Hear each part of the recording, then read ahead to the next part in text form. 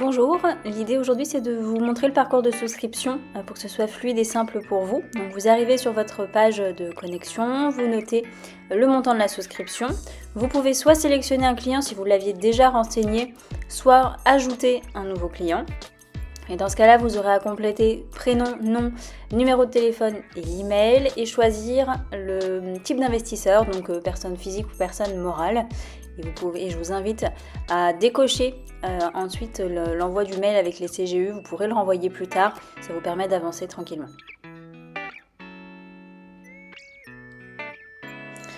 Donc ensuite, vous allez initier une souscription. Vous remettez le client, le type d'opération, le montant de la souscription. Et là également, je vous invite à décocher pour éviter l'envoi des identifiants pour l'instant au client.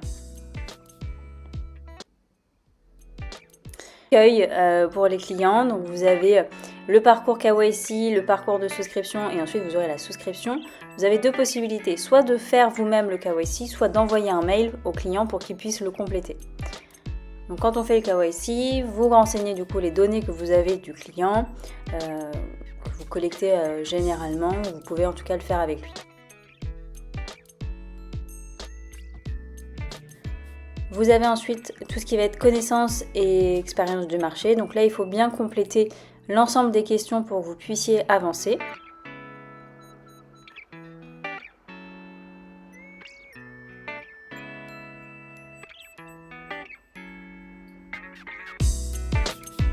Vous arrivez ensuite sur le patrimoine, donc la répartition du patrimoine et des revenus. Donc là également, il faut bien tout compléter même si c'est à 0.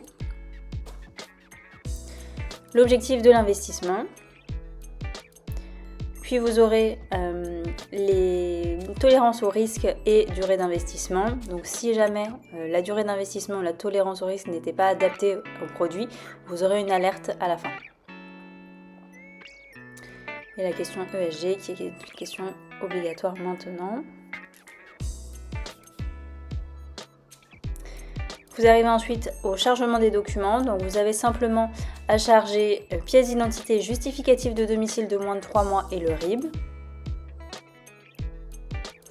Vous passez ensuite l'origine des fonds. Vous devez certifier que les fonds ne proviennent pas de sources délictueuses, criminelles, etc. On ne demande pas de justificatif d'origine des fonds. Il faut ensuite cocher les différentes déclarations et vous pouvez abonner vos clients aux actualités de façon à ce qu'ils puissent recevoir notamment le bulletin trimestriel. Le choix du règlement, si vous faites le choix du prélèvement, ça vous demandera si vous voulez réutiliser l'IBAN que vous avez sélectionné tout à l'heure. L'avantage fiscal, donc si oui ou non vous prenez l'IRPME. Et c'est tout. Vous êtes arrivé du coup à la fin, donc le KYC est en attente de validation, donc il part chez WeSeed. C'est lui qui vérifiera les informations qui ont été complétées et l'adéquation du coup de la souscription. Le dossier lui est totalement complet. Ça vous génère du coup le document de souscription pour vos clients. Vous avez le choix uniquement de la signature électronique, on ne fait pas de signature manuelle de notre côté.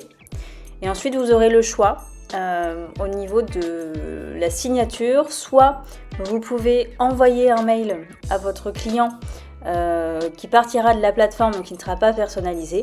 Soit de copier le lien de la signature, de le mettre de votre côté dans un mail avec toutes les autres informations que vous pourriez vouloir lui communiquer et lui envoyer pour signature. Ça marche également par SMS ou WhatsApp si jamais vous fonctionnez de cette façon.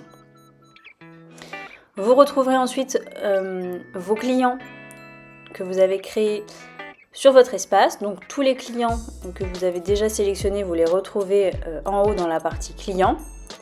Et dans la partie souscription que vous retrouvez en haut à droite, vous aurez du coup les souscriptions qui sont en cours et en attente, soit de signature, soit de paiement, ou celles qui sont validées. J'espère que vous avez toutes les informations maintenant pour utiliser le parcours de souscription. Si vous avez besoin, n'hésitez pas à nous solliciter. À très bientôt.